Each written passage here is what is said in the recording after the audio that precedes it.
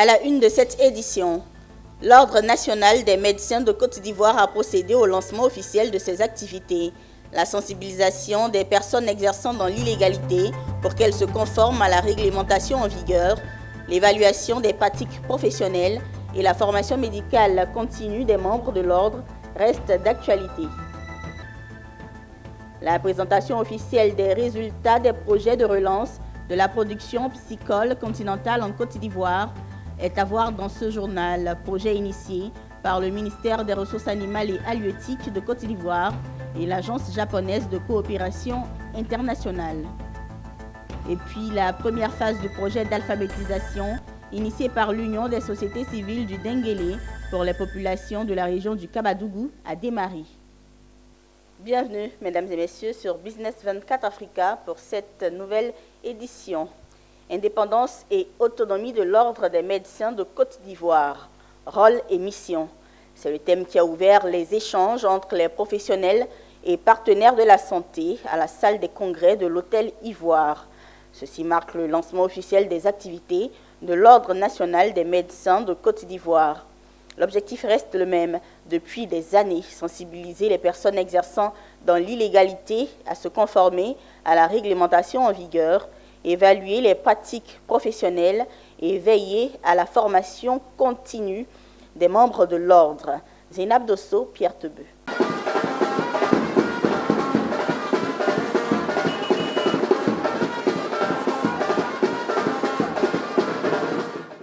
Les membres de l'Ordre national des médecins de Côte d'Ivoire n'auront pas de répit pour les années à venir.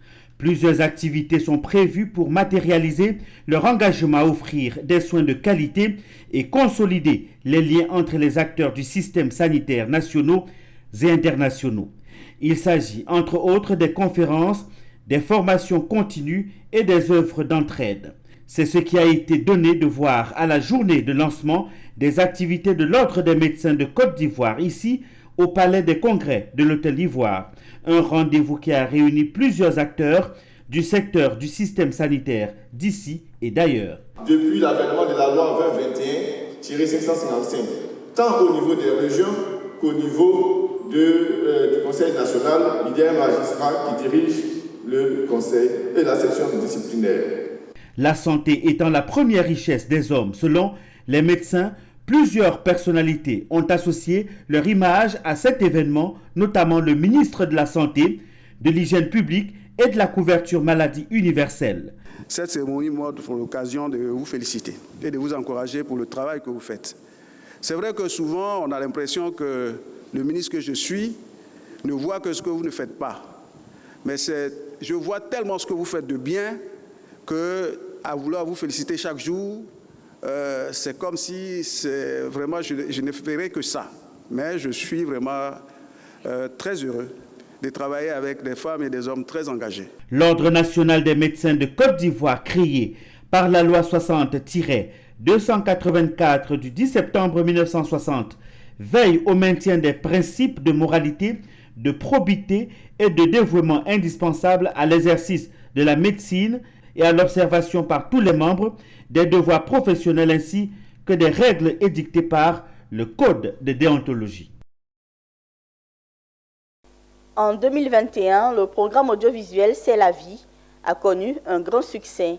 Ce programme s'intéresse aux violences basées sur le genre et à la santé maternelle et infantile. Cette année, le programme est à sa phase 2. Il a été officiellement projeté au Sofitel Hôtel Ivoire d'Abidjan. Eunice Bogou, Richard Akiki. Ce vendredi 28 juillet, la salle Chandelier du Sofitel Hôtel Ivoire d'Abidjan a refusé du monde à l'occasion de la projection de la série télévisée C'est la vie. Je suis pas enceinte. Heureusement, là je suis soulagée. Au-delà de la seule série C'est la vie, est devenu un programme de communication pour le changement de comportement sur les violences basées sur le genre, la qualité des soins et la santé maternelle et enfantine. Une phase de ce programme télé avait déjà connu un fort succès. Avec la projection à Abidjan de la phase 2, ce sont des millions de téléspectateurs qui seront ainsi sensibilisés. L'objectif est de conduire l'adolescence et les jeunes, en particulier les jeunes femmes et les filles de 15 à 35 ans, à adopter les comportements plus sûrs en termes de santé sexuelle et reproductive. Ce programme est à mettre à l'actif de l'ONG sénégalais du Réseau africain de l'éducation et de la santé, RAES. Et je pense que la Côte d'Ivoire est un pays très stratégique dans le cadre du programme C'est la vie. Déjà, tous les partenaires qui financent le programme ont une envie de travailler en Côte d'Ivoire. Et je pense que c'est le pays où nous avons beaucoup plus déployé des activités au niveau de la phase 1 avec des partenaires qui ont été engagés, qui ont été formés et qui ont reçu les outils et qui ont fait des activités sur le terrain. C'est un programme qui est vraiment intéressant, que moi je suivais à la télé, que je trouvais vraiment intéressant, très instructif, pendant lequel, c'est vrai, on riait, mais on apprenait beaucoup de choses. Et qui ressemblait, bien sûr, c'est un film qui ressemble vraiment à la réalité. Alors, la deuxième phase va beaucoup plus loin que la première phase. La première phase, on avait constaté qu'on avait atteint plus de 158 millions d'auditeurs, d'auditrices sur la radio, plus de 26 millions de téléspectateurs à la télé. La deuxième phase, elle veut... son objectif global, c'est d'aider les jeunes à adopter des comportements beaucoup plus sûrs. Cette phase 2 du projet C'est la vie est financée par une subvention de l'AFD d'un montant total de 5 millions d'euros. Ce financement intervient en cofinancement parallèlement de la Fondation Bill et Melinda Gates. La Fédération des organisations professionnelles agricoles des producteurs de la filière EVEA de Côte d'Ivoire et la société Eni Côte d'Ivoire ont signé ce 28 juillet 2023 un accord de partenariat. Un partenariat pour la production de biocarburants à base de graines d'EVEA. On en sait davantage avec Walter Kofi et Marie Siri.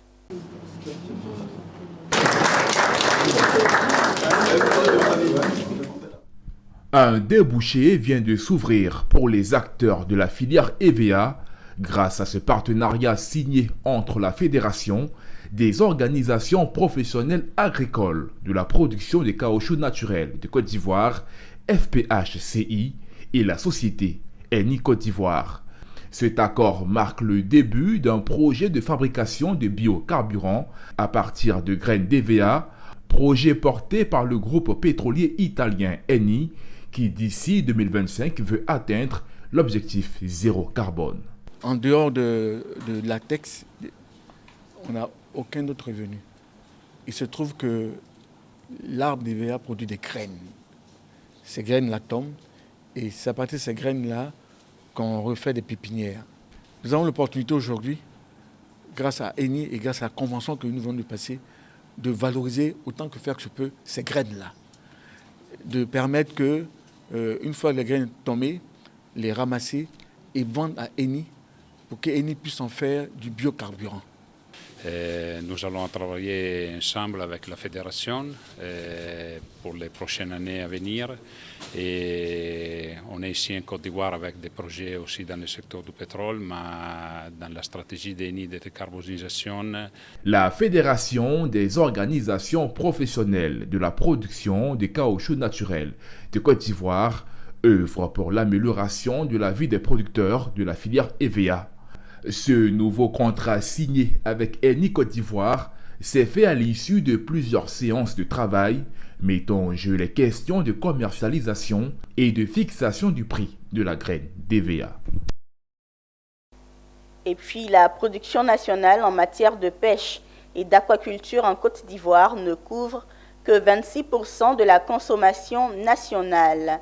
Afin de permettre à la pisciculture d'apporter sa contribution substantielle, le ministère des Ressources animales et halieutiques, en collaboration avec l'Agence japonaise de coopération internationale, a initié la seconde phase du projet de relance de la production piscicole continentale en Côte d'Ivoire. Pour en présenter les résultats, l'Agence japonaise de coopération internationale a organisé avec la presse nationale le tour média. Nos reporters Djekou de Silva et Ismaël Doza étaient en mission. Reportage. D'un coût global de 73 milliards de francs CFA, le terminal céréalier du port autonome d'Abidjan est l'œuvre de la coopération japonaise et de l'État de Côte d'Ivoire. Ce terminal contribuera à accroître la capacité de traitement des céréales qui transiteront désormais par le port d'Abidjan à destination du marché ivoirien et des pays de la sous-région. Il permettra au port d'Abidjan d'accueillir des navires vraquiers pouvant transporter de 55 000 à 70 000 tonnes de marchandises contre 30 000 auparavant.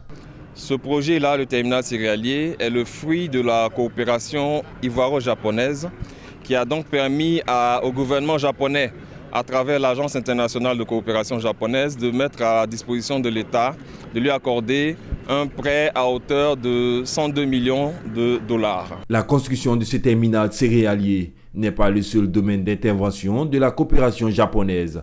Il y a également le projet de relance de la production piscicole continentale par le développement de la chaîne des valeurs des poissons d'aquaculture.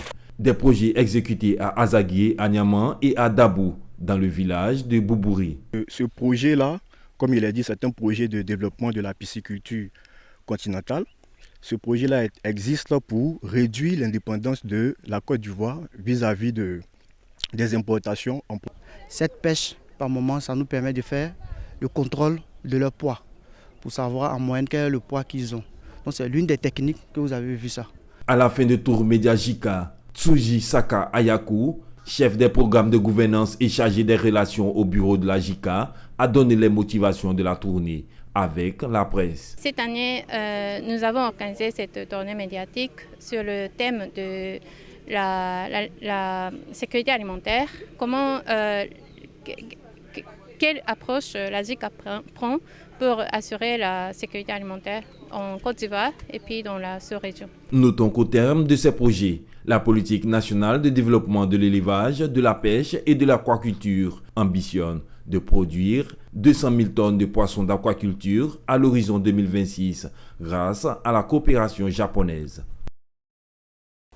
Parlons à présent du programme d'entretien routier 2023-2025 de la Côte d'Ivoire.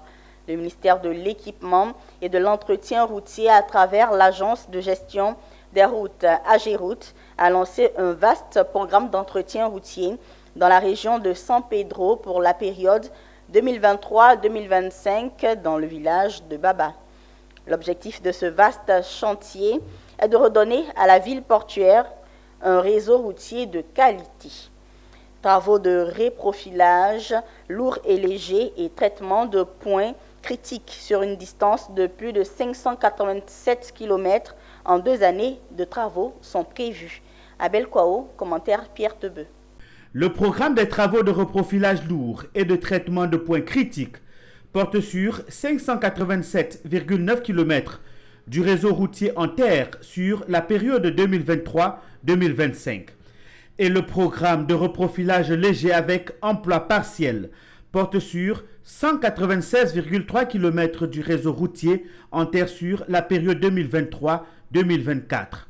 Ces travaux de reprofilage léger porteront sur les routes traitées en reprofilage lourd pour un linéaire cumulé de 519,20 km sur la période 2024-2025. Ils seront réalisés en 1 ou 2 passes sur cette période. Le directeur territorial de l'Agence de gestion des routes AGEROUTE pour la zone du sud-ouest présente ce programme routier et les localités concernées par la région de San Pedro. C'est environ 1303 km. Donc pour 2023, environ 388 km. 2024, 327 km. Et 2025, 587 km. Juste rappeler qu'il s'agit d'un programme sur 3 ans, un programme triennal. Le ministre-gouverneur du district autonome du Bassa-Sandra se réjouit du lancement de ce programme routier dans la région de San Pedro. Tout le sourire que nous avons, ma petite soeur, le préfet et moi, eh bien, c'est la joie que nous ressentons. À la place de nos populations qui ont tellement souffert de la mauvaise voie, des mauvaises routes, et c'est un peu une liberté, une aisance que le président de la République, un bien-être, une amélioration des conditions de vie des populations que le président de la République vient de faire. Le coût global des travaux du programme d'entretien routier 2023-2025 dans la région de San Pedro est évalué à 4 214 501 046 francs CFA. Ce programme routier a été aussi lancé dans les régions du Boclé et de la Nawa. Il s'est tenu du 17 au 19 juillet dernier dans le département de Daloa un séminaire de formation de 60 officiers de police judiciaire. La formation organisée par l'Office ivoirien des droits de l'homme était portée sur les crimes internationaux. L'objectif était de renforcer les capacités par la formation, renforcement des capacités des acteurs de la chaîne pénale ivoirienne. Reportage Emmanuel Kouadio. 60 officiers de la police judiciaire et de la gendarmerie étaient en séminaire de formation sur les crimes internationaux dans le Haut-Sassandra. Durant 2 jours, ces officiers de la gendarmerie et de la police ont été instruits à la thématique du droit international. Il est justement prévu dans le nouveau code pénal ivoirien du 26 juin 2019 en ses articles 136 à 143. Un chapitre sur les crimes contre les droits de l'homme, notamment les crimes internationaux. La formation permettra aux EPJ d'être mieux outillés pour mener les enquêtes spécifiques contre les crimes internationaux. L'on est venu effectivement s'adresser avec l'OIDH depuis plusieurs années aux magistrats ivoiriens et cette année nous avons la chance de le faire auprès des officiers de police judiciaire, de la gendarmerie comme de la police. Et je pense que c'est un élément absolument essentiel parce qu'ils sont les premiers maillons de l'enquête pénale et que finalement de la qualité de leurs actes d'enquête dépend l'ensemble de la suite du processus judiciaire. Il va falloir, puisque tout évolue, il va falloir donc faire en sorte que dans nos procédures, nous puissions nous accommoder, nous puissions donc mettre en application au regard du droit international en rapport à le code pénal ivoirien tout ce qui est principe. Il est d'abord important pour nous de nous approprier le cadre légal de ces enquêtes au regard bien entendu du nouveau code pénal et également toutes les méthodes d'investigation. Le projet d'appui à la lutte contre l'impunité a été créé en 2021. Il a vu le jour grâce à l'Observatoire des droits de l'homme en collaboration avec les institutions internationales. Il porte sur les innovations contenues dans les réformes des tests sur la criminalité par la Côte d'Ivoire à partir de 2015. Une délégation de la Haute Autorité pour la bonne gouvernance de Côte d'Ivoire, HABG, a séjourné à Djuekoué, capitale de la région du Guémon, pour l'enregistrement des déclarations de patrimoine des assujettis de la région. C'est la préfecture de Djuekoué qui a servi de cadre à la déclaration de patrimoine des assujettis. Théodore Kanga.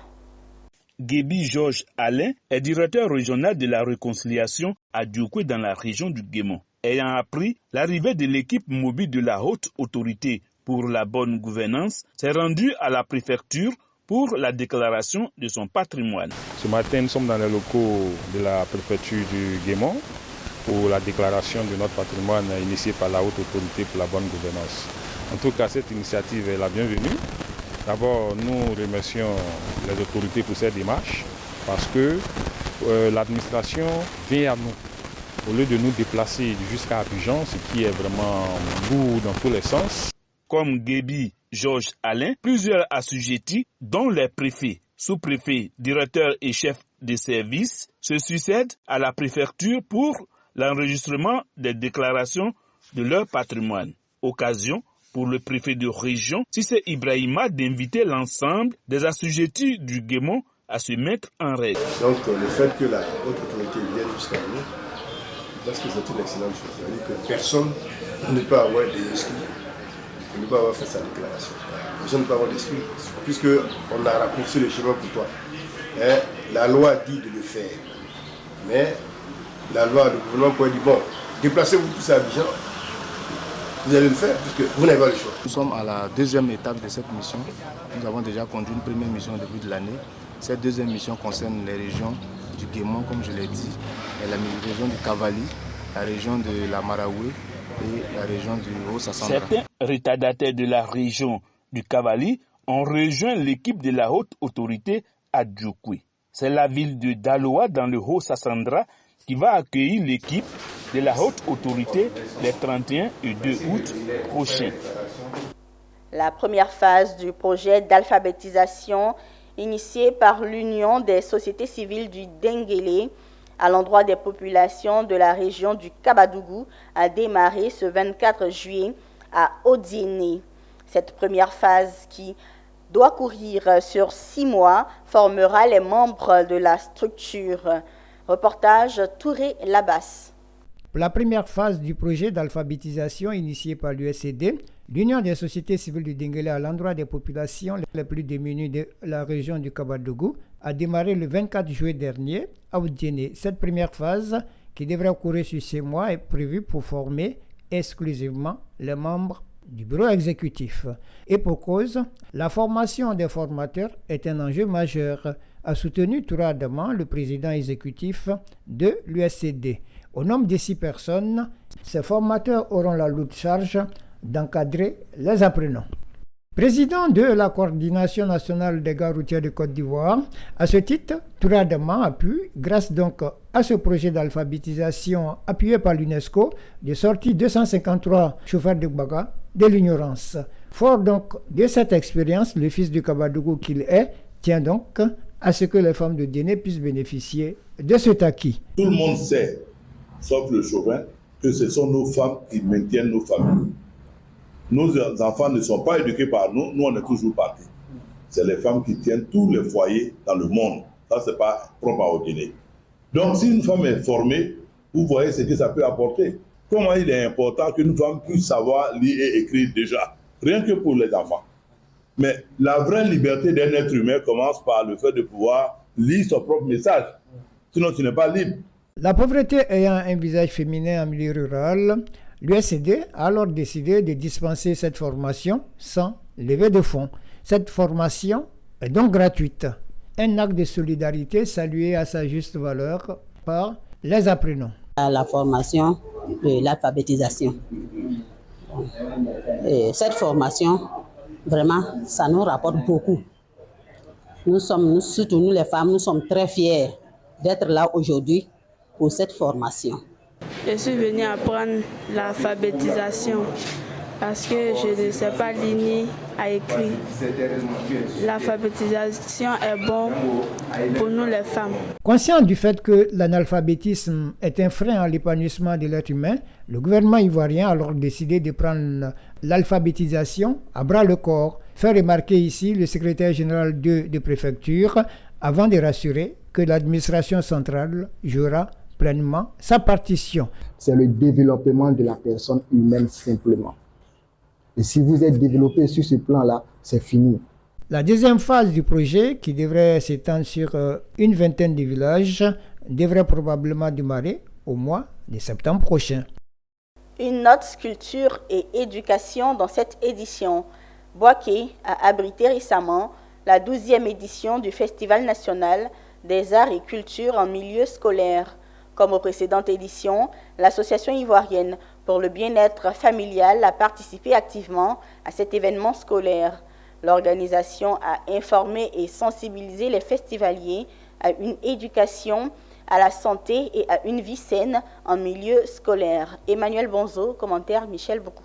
Le Festival national des arts et cultures en milieu scolaire constitue un important facteur de rassemblement de la jeunesse scolaire de toutes les régions de la Côte d'Ivoire. À chaque fois, c'est donc une occasion que saisit l'Association ivoirienne pour le bien-être familial, AIBF, pour s'impliquer activement auprès de cette frange fragile des populations. À la faveur de la 12e édition du FENACMIS à Boaké, l'organisation a entretenu les élèves et l'ensemble des festivaliers sur d'importants sujets portant sur l'éducation à la santé et à la vie saine, et aussi sur les méthodes de planification familiale. Au niveau de l'AIBF, les jeunes constituent une cible prioritaire. Et donc nous avons un mouvement qu'on appelle mouvement d'action des jeunes, constitué d'adolescents et jeunes qui sont formés, qui font la prééducation sur l'éducation à la santé et à la vie saine.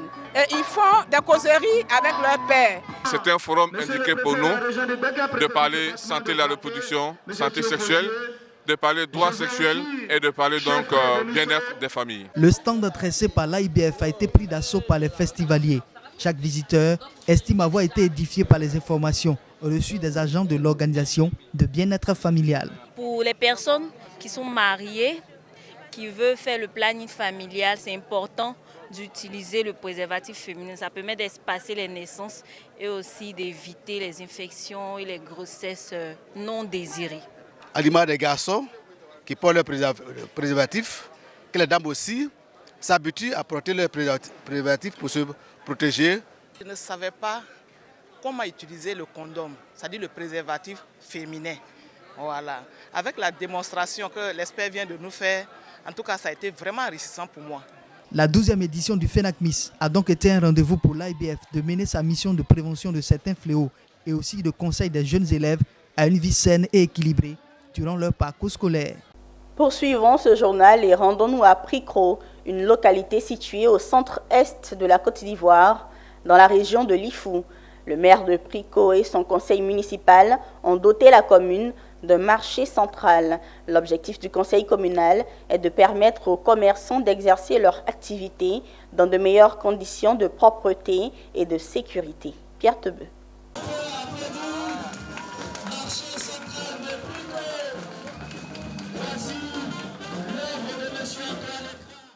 Voici le nouveau visage du marché central de Pricro.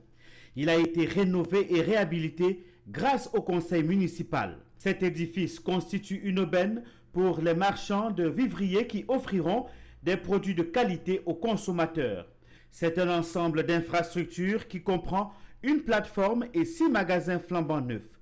La cérémonie de restitution a été rehaussée par la présence de l'inspecteur général d'État Awandoli Théophile qui a coupé le ruban symbolique. Il a félicité l'équipe municipale qui, à travers la réalisation de cette infrastructure de commerce, promeut le développement économique et social de la population que prône le président Alassane Ouattara. Disons tous merci à Ado. Et c'est ce qu'Ado fait que ces disciples locaux également font. Et c'est ce que le maire Eka Antoine a fait ici à Pricro. Merci, monsieur le maire. Bravo, monsieur le maire.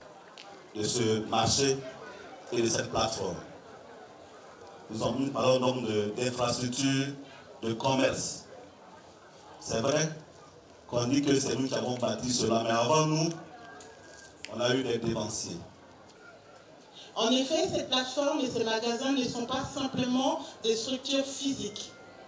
Ils sont le reflet de votre engagement envers le développement économique et social de Pricro. Ils représentent votre volonté de créer un environnement propice à l'activité des commerçants et des opérateurs économiques, tout en offrant aux populations un accès plus facile aux produits des grandes consommations. Présentement, nous sommes en train de vendre dans le petit marché. Bientôt, on va rentrer dans le grand marché, le nouveau marché qu'on vient d'ouvrir. On dit beaucoup merci à le maire qui nous aide. Que Dieu nous donne longue vie. Une visite guidée du marché central en présence des représentants de la ministre-gouverneur du district autonome des Lacs, Raymond Goudou-Kofi, du ministre du Commerce, de l'Industrie et de la Promotion des PME, Souleymane Diarra-Souba, a mis fin à cette cérémonie. Culture, sport et cohésion sociale. La Fondation Adaye Kessié, qui est en Creuset pour la valorisation et la promotion de la culture et de la tradition du royaume Bron, a pour objectif cette année d'allier la culture au sport. À cet effet, cette fondation a procédé au lancement du tournoi de la cohésion sociale dans le Gontougo, un lancement qui a réuni de nombreuses anciennes gloires du football ivoirien, championne d'Afrique 1992. Nanan Adengra Kwasi Adjiman, roi des Brons, était également présent. On fait le point avec Anissé Kouadiou. Nous sommes au dîner gala marquant le lancement du tournoi de la cohésion sociale de la Fondation Adaye Kessié pour préparer la célébration de la fête du roi baptisée l'Adaye Kessié. Cette année, le gouvernement ivoirien a décrété l'année de la jeunesse. Le sport est un facteur de rassemblement qui passionne les jeunes et ce moment est soutenu par d'anciennes gloires du football ivoirien, champion d'Afrique 92, avec à leur tête le sélectionneur Yéhou Massial. Nous avons décidé d'apporter un plus à cette jeunesse en organisant la Coupe de la cohésion dotée du trophée du roi des Bronx. C'est une très bonne chose qu'on puisse passer par le sport pour travailler de la cohésion. Parce qu'en football, nous, entraîneurs, nous disons il faut que la cohésion domine. La Fondation Adaye Kessié a tenu à distinguer certains acteurs du monde agricole qui œuvrent au quotidien pour le bien-être des populations. Plusieurs groupes de danse culturelle issus des différentes localités qui composent le royaume Bron ont présenté tout ce qu'ils ont de beau de leur culture, chère à leur peuple.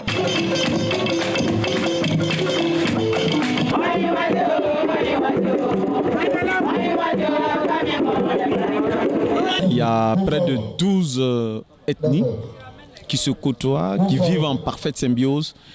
Et la particularité donc de cette zone-là, c'est cela. Chaque ethnie a une danse qui fait sa particularité. Et c'est cette richesse-là que nous avons voulu démontrer. Les autorités n'ont pas voulu se faire compter cet événement. Le ministre-gouverneur du district autonome du Zonzon étant aux côtés de la Fondation Adaye Kessié pour ce moment qui est le creuset de l'unité et du vivre ensemble dans le royaume. Je souhaite de tout cœur que le fair play soit au centre de ce tournoi afin que nous puissions atteindre la cohésion tant recherchée. Notons que le lancement de ce tournoi de la cohésion, qui en est à sa première édition, va regrouper 29 équipes issues des 29 sous-préfectures de la région du Gontogo, avec à la clé ce magnifique trophée qui porte le nom du roi des Bronx, va se tenir sur 2 mois. La finale est prévue pour le mois d'octobre prochain à Tabagne. Voilà qui met un point final à cette édition que j'ai pris plaisir à vous présenter. Merci de l'avoir suivi et très bonne suite de programme.